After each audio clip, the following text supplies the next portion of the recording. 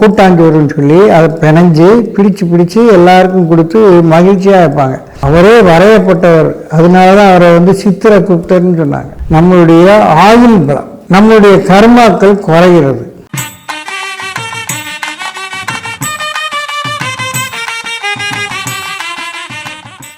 ஆன்மீக அன்பர்கள் அனைவருக்கும் வணக்கம். வர இந்த 12/5/2025 அன்று வந்து சித்ரா பௌர்ணமி. இந்த சித்ரா பௌர்ணமிங்கிறது ரொம்ப முக்கியமான பௌர்ணமிகளில் மிக முக்கியமானது. தமிழ் ஆண்டு துவங்கினே முதல்ல வரக்கூடிய சித்திரை இந்த பௌர்ணமி. அதில் மதுரையை சார்ந்தவங்க எல்லாருக்குமே வந்து ஆற்றில் அழகர் இறங்குற நிகழ்ச்சி வந்து ரொம்ப இருக்கும். அதே மாதிரி மீனாட்சி சுந்தரேஸ்வரருடைய திருக்கல்யாணங்கள் 2 நாளைக்கு முன்னாடி அந்த திருக்கல்யாண வைபோகங்கள் ரொம்ப சிறப்பாக நடக்கும். இருந்தாலும் இந்த சித்ரா பௌர்ணமி வந்து முன்னோர்கள் வழிபாடில் ரொம்ப சிறப்பாக இருந்தது. புதிய தம்பதியினர் கல்யாணமானவங்க புது தம்பதிகள் வந்து அந்த நிலாசோறுன்னு சொல்லி ஆற்றங்கரை, குளக்கரை, கடற்கரை இது மாதிரி ஏதாவது ஒரு நீர்நிலைகளை சார்ந்த இடங்களில் வந்து அந்த இடத்துல நிற்பாங்க. அந்த நீர்நிலைகளில் வந்து இந்த சாப்பாடு ஏதாவது ஒரு அன்னம் ரெடி பண்ணிட்டு போய் அந்த நிலாவுக்கு முன்னாடி நிலாசோறுன்னு சொல்லி குடும்பத்தோடு உட்காந்து சாப்பிடுவாங்க. அப்படிப்பட்ட அந்த இது வந்து சித்ரா பௌர்ணமிங்கிறது ரொம்ப அற்புதமான பலன்களை கொடுக்கக்கூடியது.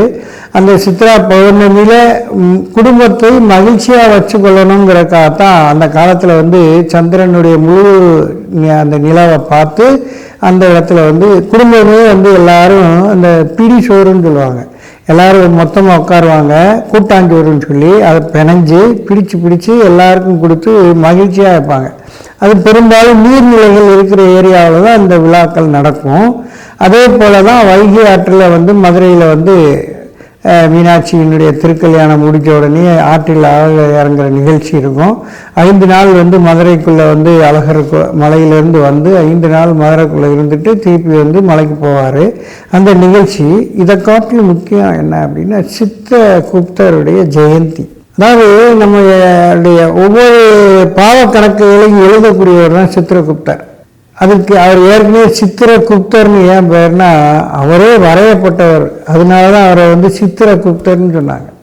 அப்போ அந்த சித்திரகுப்தர் வந்து நாம் பாவ கணக்குகள் எழுதுவார். அந்த பாவ கணக்குகளை வந்து அந்த தர்மராஜன் சொல்லக்கூடிய யம தர்மராஜன்கிட்ட வந்து அவர் கணக்கை ஒப்படைப்பார். அந்த சித்திரகுப்தருடைய ஜெயந்தி நாள் வந்து இந்த அதே சித்ரா பௌர்ணமி அன்னைக்கு வருது. பெரும்பாலும் வந்து கேது தோஷங்கள் இருக்கிறவங்க, கேது திசை நடக்கிறவங்க, கேது 5ல் இருக்கிறவங்க, அல்லது கேதுவால் பாதிக்கப்படுறவங்க, கேதுடைய புத்தி நடக்கிறவங்க, சனி திசையில் கேது புத்தி நடக்கிறது, கேது திசையில் சனி புத்தி நடக்கிறது, இது மாதிரியான பாதிப்புகள் கேதுவால் வரக்கூடிய பாதிப்பு உள்ளவங்க சித்திரகுப்தருடைய பூஜைகளை செய்தீங்கன்னா ரொம்ப சிறப்பாக இருக்கும். பெரும்பாலும் சித்திரகுப்தருக்கு ஒரு சில இடங்களில் தான் ஆலயம் இருக்குது. குறிப்பாக சொல்லணும்னா காஞ்சிபுரத்தில் பேருந்து நிலையத்துக்கு எதிர்த்தாப்புல சித்திரகுப்தருக்கு ஒரு ஆலயம் இருக்குது. அதே மாதிரி திருவண்ணாமலையில் நவக்கிரகங்கள், அதாவது அம்பாளுடைய உண்ணாமலை அம்பிகைக்கு முன்னாடி ஒரு நவக்கிரகம் இருக்கும், அதுக்கு பின்னாடி வந்து சித்திரகுப்தருக்கு ஒரு ஆலயம் இருக்கும். அதே போல் தேனி மாவட்டத்தில் வந்து நம்ம தேனியிலிருந்து போடி போகக்கூடிய பாதையில் தீர்த்த தொட்டின்னு சொல்லுவாங்க. அந்த இடத்துல சித்திரகுப்த நயினாருக்கு தனி கோயில் இருக்குது. இந்த மாதிரி அந்தந்த பகுதிகளில் அவங்கவுங்களுக்கு வசதிப்படுற அந்த திருவண்ணாமலை சுற்றி இருக்கிறவங்க திருவண்ணாமலைக்கு போகலாம், காஞ்சிபுரத்தை சுற்றி இருக்கிறவங்க காஞ்சிபுரம் சித்திரகுப்தரை பார்க்கலாம். அதே போல் போடியில் வந்து அந்த போடி போகிற வழியில் இருக்கக்கூடிய அந்த சித்திரகுப்த நயினார் ஆலயத்துக்கு போகலாம்.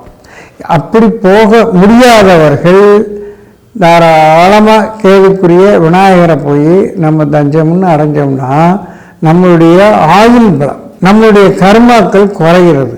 நம்ம தர்ம கணக்குகளை வந்து நிறைச்சி நம்முடைய கர்ம கணக்குகளை குறைக்கக்கூடியவர் தான் சித்திரகுப்தர். அந்த சித்திரகுப்தருடைய அந்த ஜெயந்தி அன்னைக்கு நாம் அவரை நினச்சி விளக்கேற்றி அவருக்காக மனதார வேண்டிக்கிட்டோம்னு சொன்னால் யம தர்மராஜா நம்மளுடைய கஷ்டத்தை குறைச்சி நம்மளுடைய உபாதைகளை குறைச்சி நமக்கு வந்து ஒரு நல்ல சுபிட்சமான ஒரு வாழ்க்கையை தருவார்.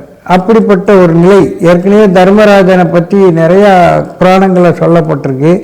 எத்தனையோ பேருக்கு மரண நிலையில் கூட சத்யவான், சாவித்திரி, தமயந்தி இப்படிப்பட்டவங்களுக்கெல்லாம் நிறைய தர்மராஜன் ஏகப்பட்ட உடல் ரீதியான பாதிப்புகள் ஏற்படும் போது, சனி தோஷங்கள் ஏற்படும் போது, இந்த மாதிரி இருக்கிறப்ப எல்லாம் தர்மராஜனே ஆசீர்வாதம் பண்ணியிருக்காரு அப்படின்னு சொல்லியிருப்பாங்க.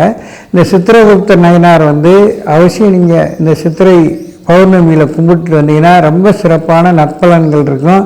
அதே போல் இந்த ஆற்றில் அலறு இறங்கக்கூடிய நிகழ்ச்சி மதுரையில் நடக்கும். அந்த 5 நாட்களிலும் 5 விதமான சிறப்பான திருவிழாக்கள் நடக்கும். அதில் 5ஆம் நாள் புஷ்ப விமானத்தில் அவர் வருவார். அதை பார்க்குறதுக்கு கண்கொள்ளா காட்சியாக இருக்கும், ரொம்ப சிறப்பாக இருக்கும். இந்த நிகழ்ச்சிகளில் எல்லோரும் இந்த சித்ரா பௌர்ணமியில் கலந்துக்கிட்டு மகிழ்ச்சியாக இருங்க, சந்தோஷமாக இருங்க. நன்றி, வணக்கம்.